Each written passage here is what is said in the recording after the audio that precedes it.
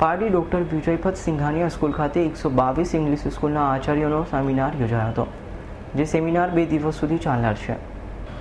Doctor વિજયપત Singhania English medium શાળા ખાતે અમદાવાદ, બરોડા, ગાંધીનગર, ભુજ, સુરત સહિત 122 ઇંગ્લિશ મીડિયમ શાળાના પ્રતિનિધિ તરીકે આચાર્ય ભેગા થયા હતા. જે કાર્યક્રમનું આયોજન શાળાના ચેરમેન ડોક્ટર વિજયપત સિંઘાનિયા કે જેઓ આજે વહેલી સવારે હેલિકોપ્ટર દ્વારા ખડકી મોતીવાડા ખાતે લેન્ડિંગ કરી પારડી ખાતે સવારે 9:30 કલાકે કાર્યક્રમનો શરૂઆત શાળાના વિદ્યાર્થીઓ દ્વારા સ્વાગત ગીત સાથે દીપ પ્રાગટ્ય વિધિ ડોક્ટર કેસી પટેલ, રેવતી શ્રીનિવાસ તેમજ રેમન્ડ કંપનીના બંબા ડવેકર જોડાયા હતા. સેમિનાર કાર્યક્રમના આયોજક મુંબઈથી ઉપસ્થિત રહેલ હિમાંશુ દોશી દ્વારા હાજર રહેલા 122 શાળાના આચાર્ય જેઓ રજીસ્ટ્રેશન કરાવી આ કાર્યક્રમમાં હાજર રહ્યા હતા. તેઓને શાળાઓમાં બાળકોને શિક્ષણ કેવી રીતે આપવું તેમજ 2015 પ્લાન નેતૃત્વમાં શાળાના ગુણવત્તામાં શક્તિના પાઠ ભણાવવા વિષય ઉપર આ કાર્યક્રમ સતત 2 દિવસ સુધી ડોક્ટર વિજયપત સિંઘાનિયા શાળા ખાતે ચાલશે. ડોક્ટર વિજયપત સિંઘાનિયાના જણાવ્યા મુજબ શિક્ષણ આવે છે અને તે સંગ્રહ રહે છે, પરંતુ ધન આવે પણ છે અને જાય છે, અને બાળકોને શિક્ષણ ન મળશે તો બાળકો ગેરમાર્ગે ચડી જશે. કાર્યક્રમ પ્રસંગે સિંઘાનિયા સ્કૂલના આચાર્ય રવિન્દ્ર અગ્રવાલ તેમજ શૈલેષ દેસાઈ અને શિક્ષકો ઉપસ્થિત રહ્યા હતા. कि हम लोग अपने बच्चों को कोई धन दौलत नहीं दे सकते हैं, अगर जो सबसे बड़ी दौलत दे सकते हैं तो वो है शिक्षा. वो उनके पास से छीनेगी नहीं और ज़िंदगी भर उनके काम आए. बाकी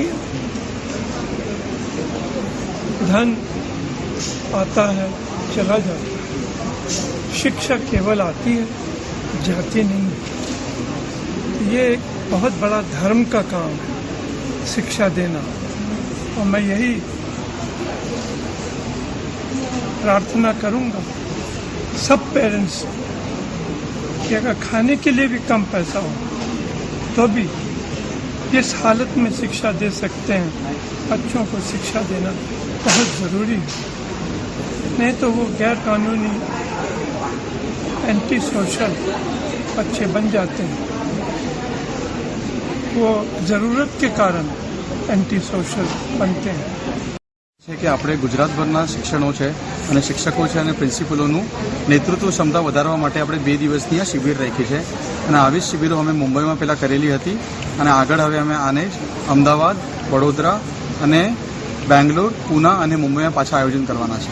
કેટલી સ્કૂલો આયોજન ક્યાં ક્યાંથી આવી છે? આજે 122 સ્કૂલોના પ્રતિનિધિઓ આવ્યા છે, અને દિવસ જેમ ચડશે એમ નહીં તો કમસે કમ 150 થી 160 સ્કૂલોના પ્રિન્સિપલો અહીંયા આવવાની કયા મુદ્દાને પ્રાધાન્ય અપાશે આચાર્યો માટે આજના સેમિનાર? નેતૃત્વ ક્ષમતા વધારવાનો એક જ પ્રયાસ છે અમારો કે સ્કૂલોમાં પ્રિન્સિપલોએ કેવી રીતે લીડરશિપ ડેવલપમેન્ટ કરવી જોઈએ, જે નોર્મલી કોર્પોરેટ વર્લ્ડમાં હોય છે એ જ આપણે સ્કૂલોમાં એને કેવી રીતે કરી શકાય અને છોકરાઓ માટે એનો શું ફાયદો થાય એ અમે એમને જણાવવાના છે. સીએમ અને એજ્યુકેશન મિનિસ્ટર શું સંદેશો આપ્યો આજે? સીએમ અને એજ્યુકેશન મિનિસ્ટર આજે આવવાના હતા, પણ આપણે ચિંતન શિબિરના કારણે આજે ન આવી શક્યા, તો એમનો સંદેશ એટલો સારો હતો કે પ્રિન્સિપલો સુધી જે એમને કહેવા માંગતા હતા એ એમના સુધી વાત પહોંચી ચૂકી છે. અને સીએમ અને ચુડાસમા સાહેબ જે આપણા એજ્યુકેશન મિનિસ્ટર છે, બેનો સંદેશ એ જ હતો કે નેતૃત્વ ક્ષમતા વધારવાનું આ 21મી સદીમાં બહુ જ જરૂરીની વસ્તુ છે. અમૃત પટેલનો રિપોર્ટ, S9 ન્યૂઝ, પારડી.